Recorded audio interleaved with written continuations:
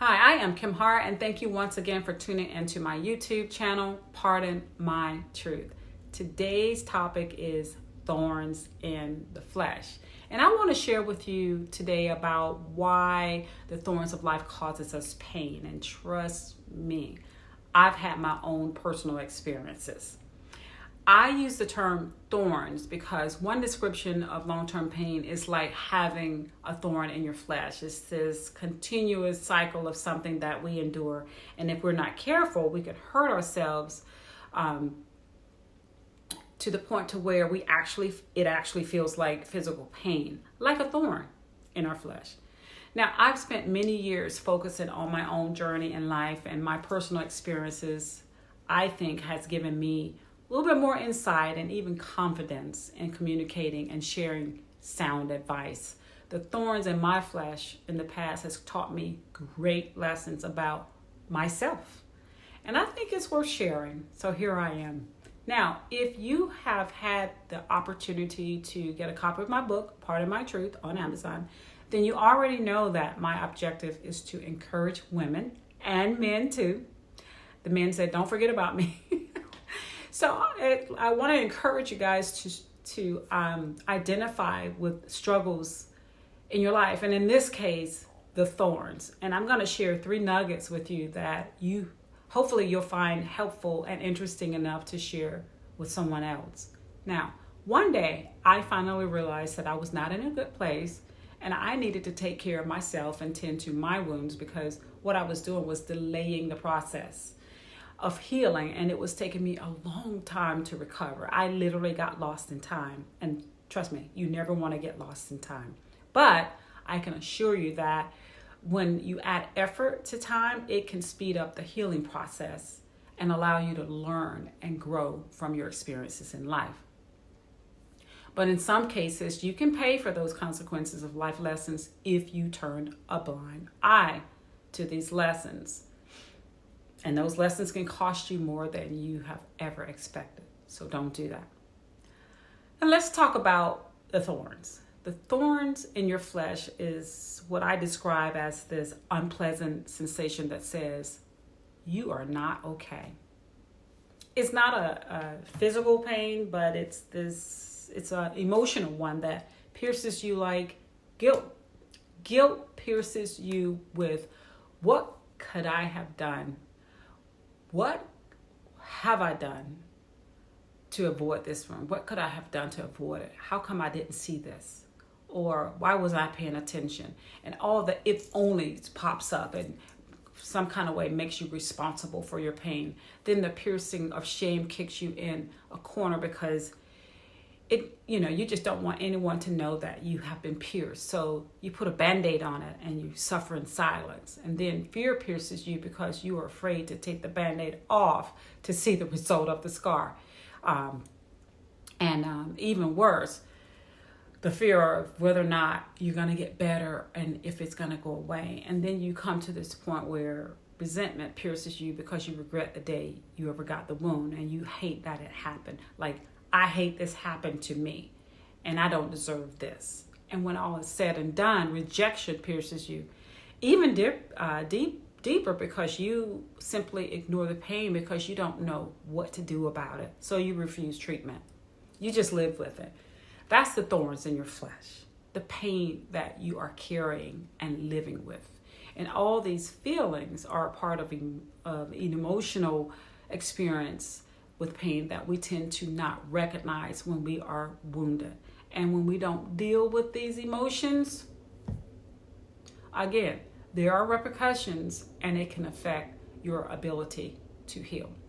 Now, I'm going to share 3 nuggets with you that I personally think is helpful because these 3 nuggets helped me. You are the first responder to the thorns in your flesh. It's important to start the healing process right away. It's okay to be emotional about your wounds because it's a natural reaction, but it's also important to respond to the wound. So what you want to do first is, number 1, check yourself. Am I okay? Because this is what a first responder would do in an emergency situation. So we need to ask ourselves the exact same question. Am I okay? And of course, you're really not at the moment, but don't just stick a band-aid on the wound and leave it.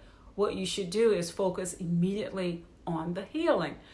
The longer you focus on the hurt and not the healing, you are delaying the healing process. For example, if you were to cut yourself and you're bleeding from your wound, are you going to focus on watching how long you're going to bleed? Or are you going to try to do something about it and immediately find ways to slow that bleeding down? Who's going to watch themselves bleed out? You're not going to do that. So what you need to do is stop giving attention to the hurt and actually stop the bleeding. It's going to take more than a band-aid. I promise. Sometimes you just need stitches. You need stitches.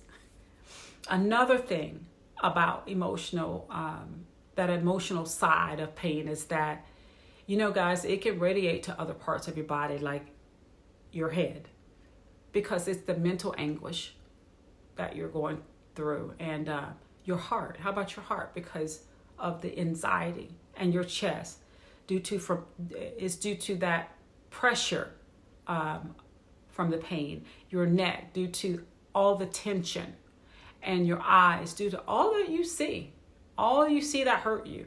Then your shoulders, due to the burdens you carry. Your stomach, due to harboring those emotions. Your feet, due to walking around in pain. And when you come to the end of your rope, and when self-help is simply not enough, guys, you have to go to the next level. And that would be number 2. Call for backup. You need to call someone to help pull you through. Someone who can assess the situation, offer you help with closing the wounds and helping you through this pain. But this is what people are not willing to do. Most people keep placing that band-aid on the wound when they need stitches. You need stitches. And the repercussions, again, is dealing with the emotional trauma of it all. When will this wound ever heal? The guilt, the shame, the fear, resentment, rejection that consume our lives and make us suffer. There's an antidote to suffering, and it involves understanding your stance. And that point number 3 is called commitment. Commit to moving forward. The scar from that thorn that once pierced you is just a reminder of your healing, or that you're healed. So learn from it and appreciate the story behind it. It just may be the antidote for someone else.